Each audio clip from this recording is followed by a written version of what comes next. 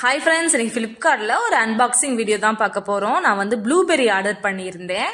Order பண்ணது blueberry, வந்தது என்னன்னு வாங்க பார்க்கலாம். இது வந்து 250 கிராம் வந்து அதில் வந்து ப்ரைஸ் வந்து 1199 ரூபான்னு போட்டிருக்கு. நான் வந்து 250 கிராம் வந்து 200க்கு நான் வாங்கியிருந்தேன் ஃப்ளிப்கார்ட்டில் தான். சரி, ஓகே, ஆசையாக வந்து நம்ம ஓப்பன் பண்ணி பார்த்தா உள்ளே வந்து ப்ளூபெர்ரி இல்லைங்க. அந்த பிக்கை நான் காட்டுறேன் பாருங்க. இதுதான் இருந்துச்சு உள்ள. இது என்ன பழம்னா, நம்ம லவாப்பழம் மாதிரி இருந்துச்சு. சரி, இது லவாப்பழமா இருக்குமோன்னு சொல்லிட்டு நான் சாப்பிட்டு பார்த்தப்ப உள்ள வந்து குட்டியா சீடு இருந்துச்சு. அந்த சீட் பார்த்தீங்கன்னா நம்ம வந்து 90s கிட்ஸுக்கு எல்லாமே தெரியும்னு நினைக்கிறேன். கெலாக்கா எல்லாமே சாப்பிட்ருப்போம். அந்த காயோட சீடு மாதிரி தான் உள்ள இருந்துச்சு.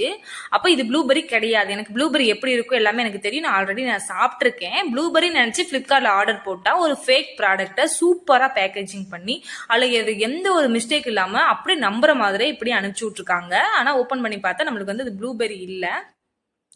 இந்த ஃப்ரோசன் பிராண்ட்ல இருந்து தாங்க நான் ஆர்டர் பண்ணியிருந்தேன் ப்ளூபெர்ரி.